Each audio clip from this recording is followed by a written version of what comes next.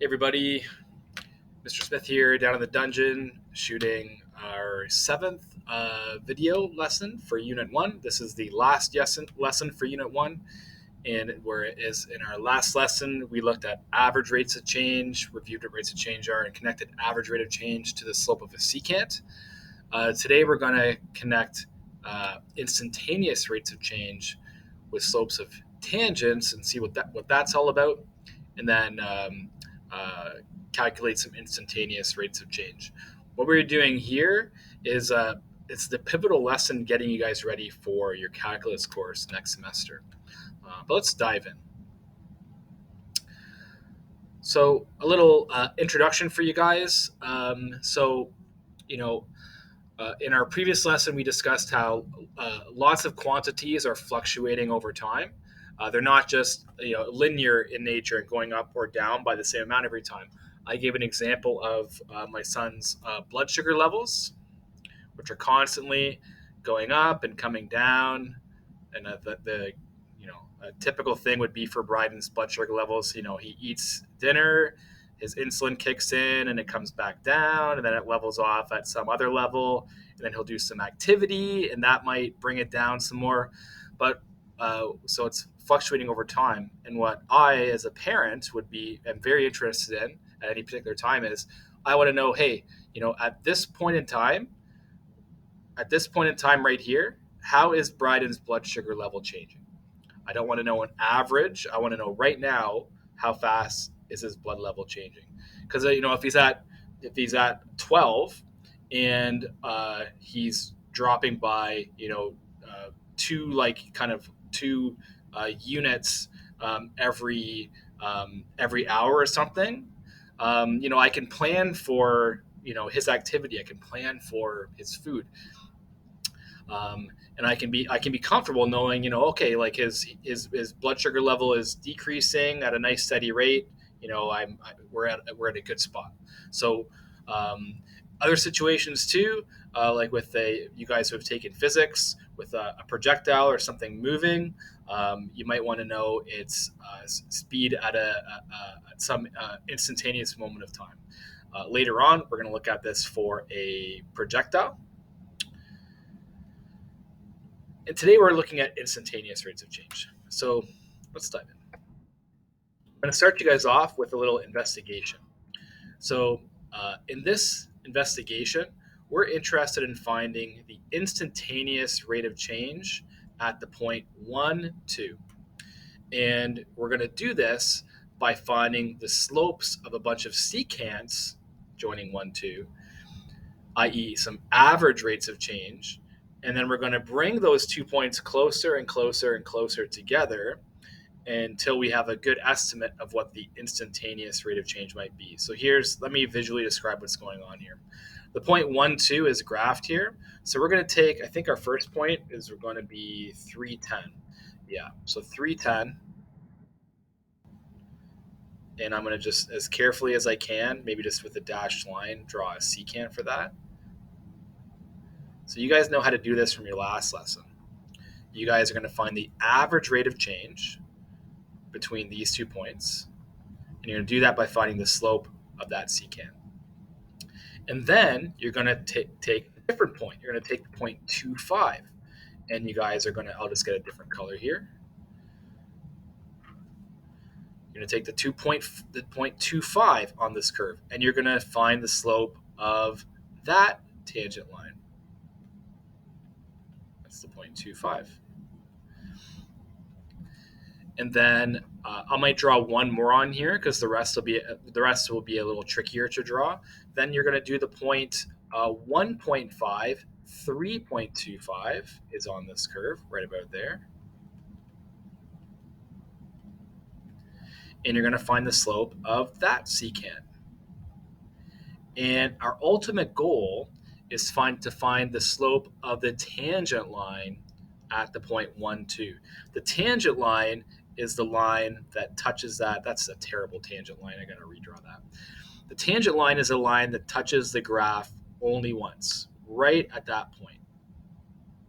Let me see if I can do a better job.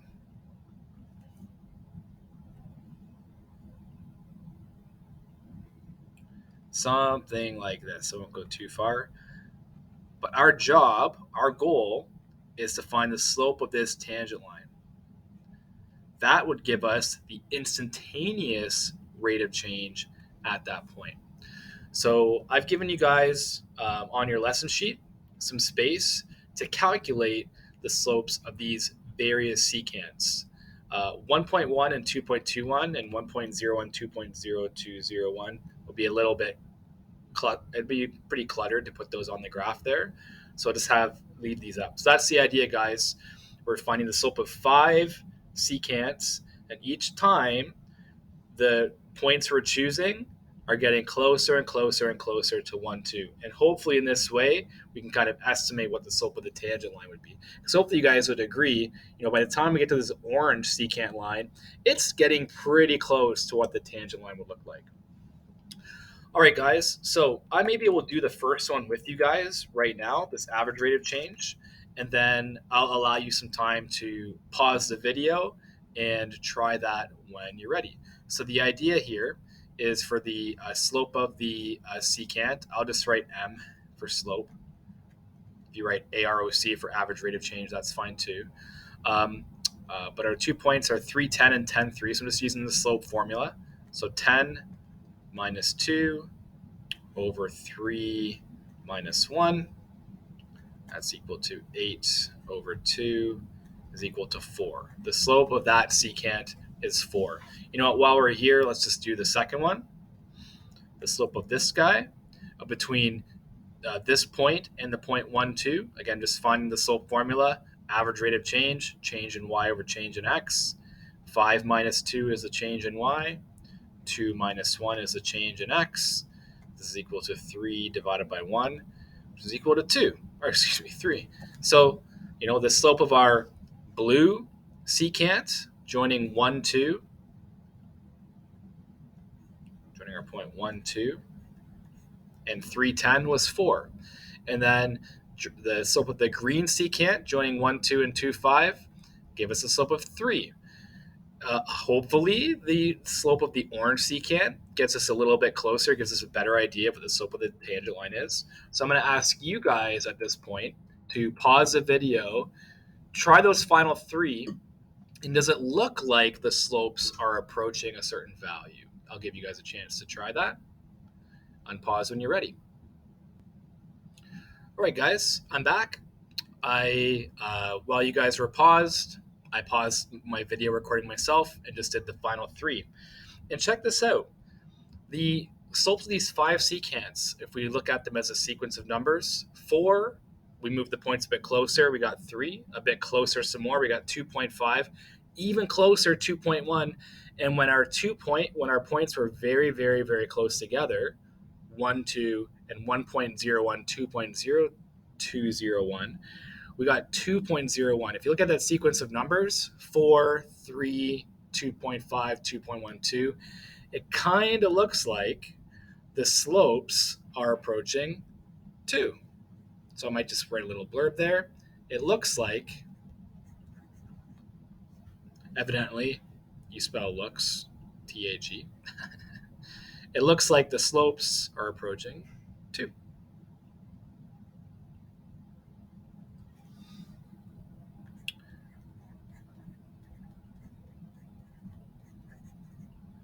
The slopes, and I might just put in brackets, those average rates of change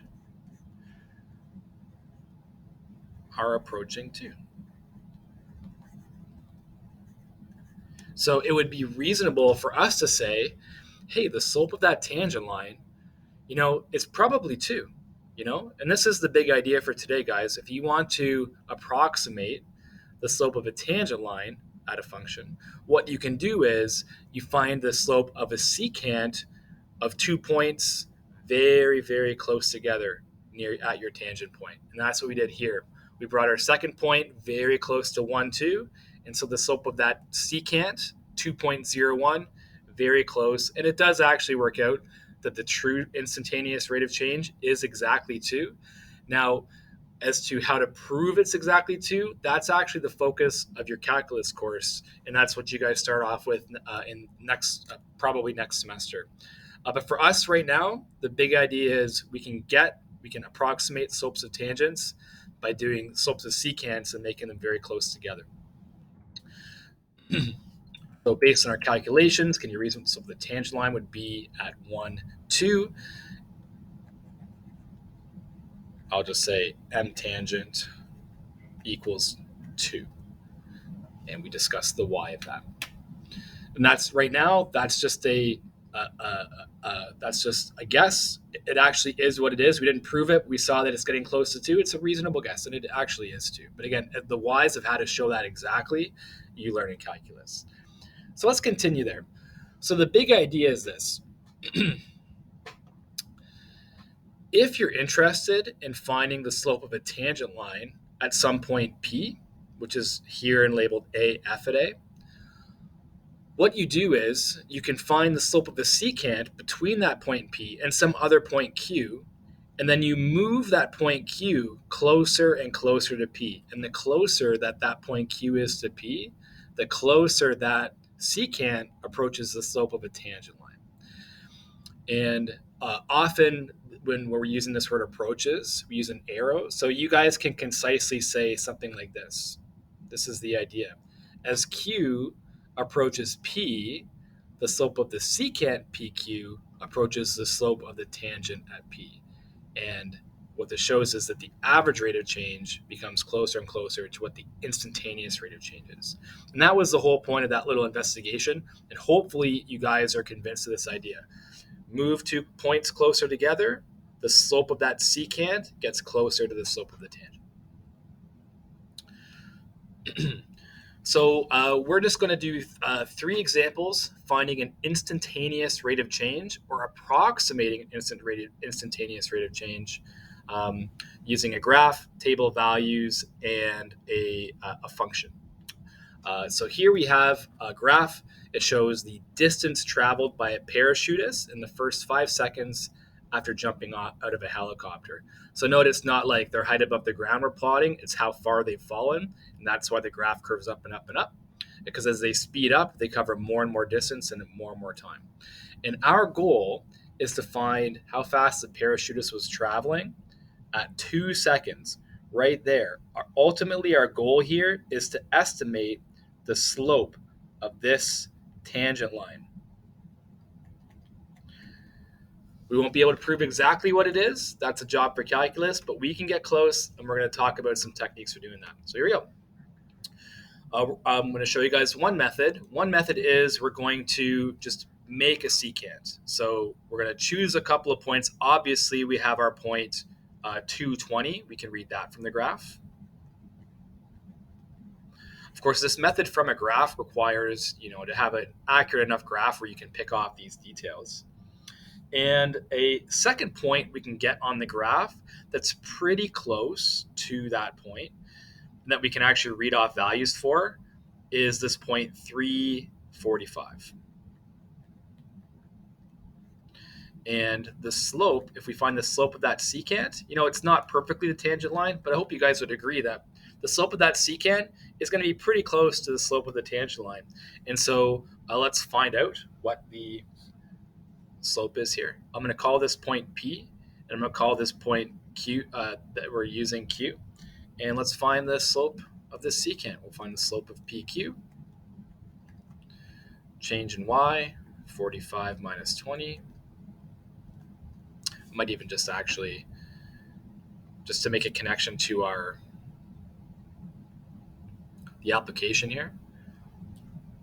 We are finding an average. We are finding the rate of change we're finding is a change in distance over a change in time. It's giving us a speed. That's what we're trying to estimate.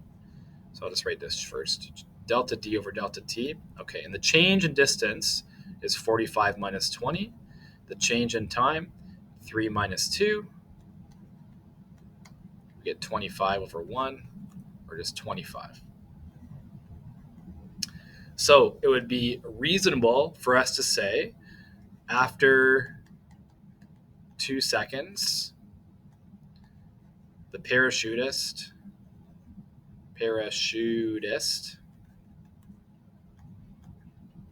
is moving at, I'm just going to say about, because this is an estimate, 25 meters per second.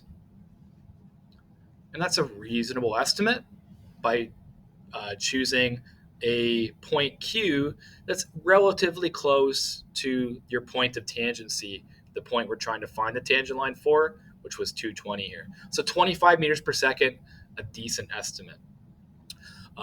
Let's do a second method where you can take that graph and instead of just picking another point on the curve, you could actually just try drawing a tangent line and see what the slope of that tangent line might be.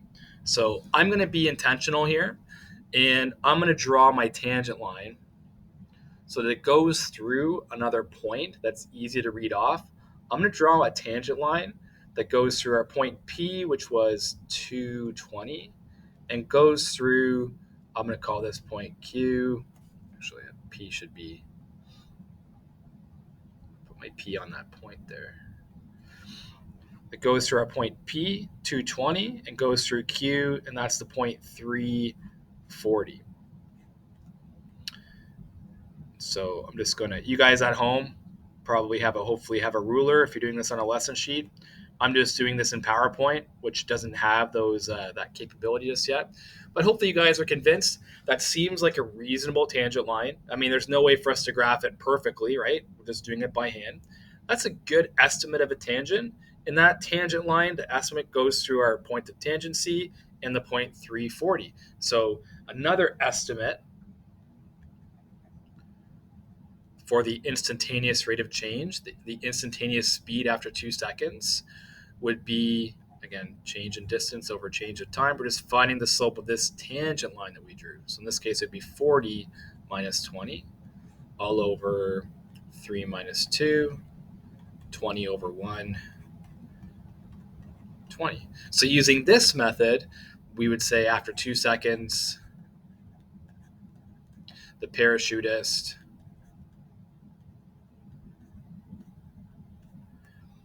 forget the exact language I used in the previous slide, but is moving close to 20 meters per second. Again, it's like that's a close estimate to what we had before. We had 25 meters per second before.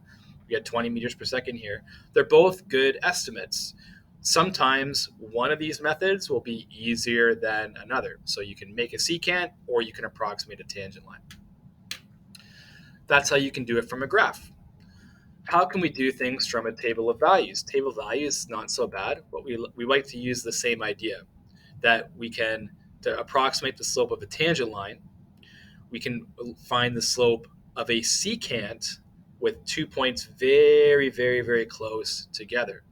So we for sure want to use this point here, the point 220, as one of our points. And for our other point, let's choose one that's very close together. Now, ultimately, it kind of doesn't really matter which one you choose. Let's choose the 2.5 one. So we're finding the slope. If we go back to the visual here, I'll mark up this one. You can add this to your note or not. I'll just get a different color really quickly. I'll just get bright red. So what we're doing here is we're taking, since we have the table where we have that point 220, the table of values is saying after 2.5 seconds, we know it's that value, which turns out to be 31.25. And let's find the slope of that secant by finding the average rate of change, delta D over delta T. But it's just instead of having 2 points on the graph, we've got 2 points in a table of values here. So let's use these 2 points and find their rate of change. I'll just use this guy as my P, this guy as my Q, and let's proceed as usual. So the slope of PQ, or in terms of our language from the other day, the average rate of change between these 2 points, same old, delta D over delta T, 31.25 minus 20 over 2.5 minus 2, 11.25 divided by 0.5, and that just multiplies it by 2. So we get 22.5 meters per second. Okay, so as you can see, it's close to 20, it's close to 25. These 2 points, very close together. this gives us, I'd say, a pretty good estimate. We don't know exactly what it is, but this is a good guess. And so, if I understand if you guys don't want to write another concluding statement here, I'm just going to keep doing that to be consistent. So after 2 seconds, this method says the parachutist is moving at about 22.5 meters per second. So if you actually have some data and have some points, this method can be really good.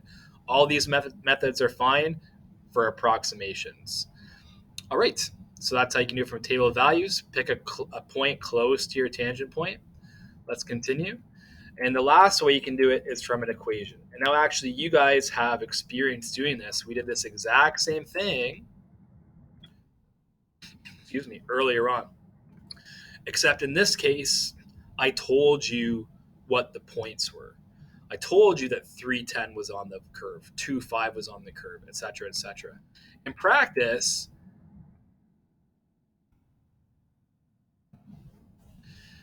you guys just could have found out those values. I mean, if you have the function x squared plus 1, you can find the value at 3 by just plugging in 3. You could have found the value at 2.5, plug in 2.5.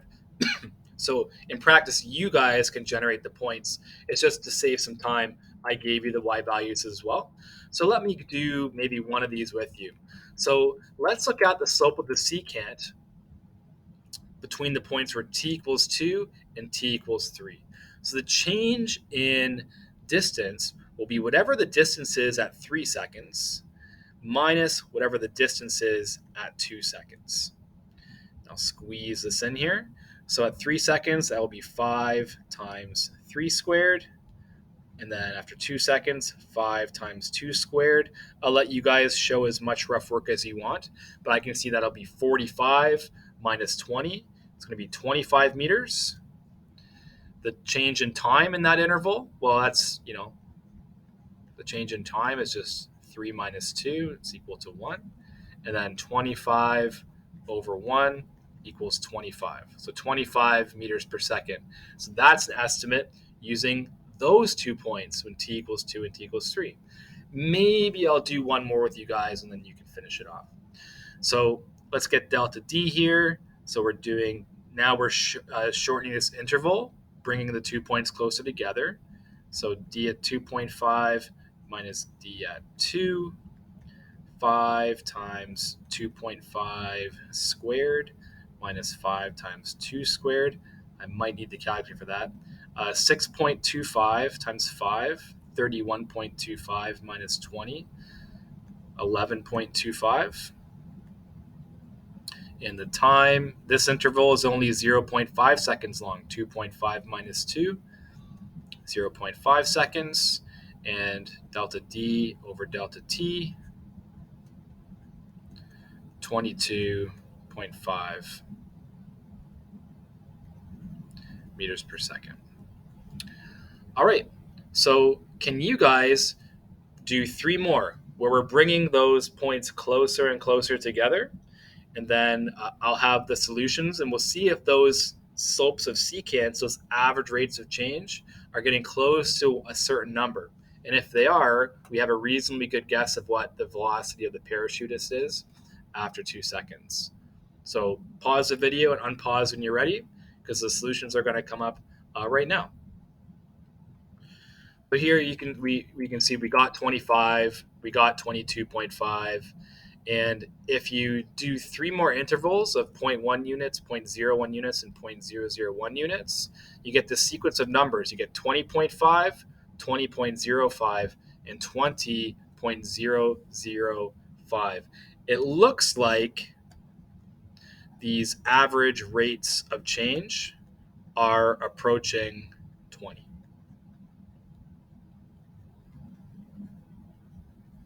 So it might be reasonable for us to say that the parachutist in this case, and I'll just make a little concluding statement here. The parachutist, or I should say after 2 seconds, the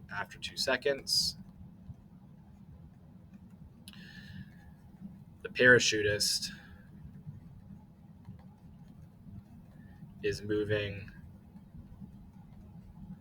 at 20 meters per second.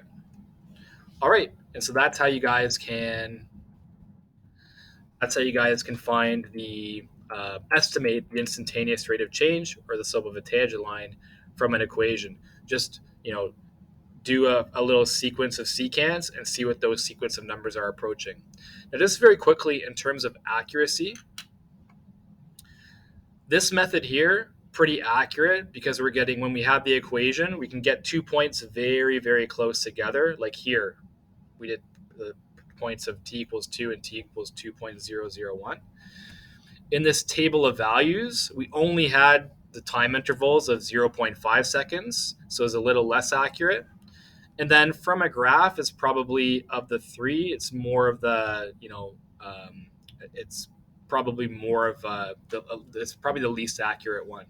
It just so happens, in our first one, we made a slope of secant, we got 25. It just so happens that the tangent line we drew here actually turns out to be the true tangent line. But graphing generally is probably the least accurate. A table, if you have pretty small time intervals, can be pretty accurate. But ultimately, if you have the equation itself, you can get a really, really good approximation because you can make those 2 points as close together as you want. But yeah, guys, so, probably in your first or second lesson in the calculus course, you're going to come back to this idea, and then you're going to develop algebraic tools to show that the instantaneous rate of change is exactly 20. And you're going to give that a special name. You guys are going to call this finding the derivative of a function. But we're not in calculus yet, so this is the expectation for you guys. Can you approximate an instantaneous rate of change from a graph, from a table, or from an equation? So we have now wrapped up our first unit. So you guys are going to be reviewing and then completing your tests for this unit 1. I have some suggested practice for this section. I also have, at least at the time of shooting this, I have a short assignment that covers some of the things we have done up to this point, which you should check out as well. So guys, please reach out if you need a hand. Until next time, hope you guys are doing well. Have a good day, and we'll see you soon.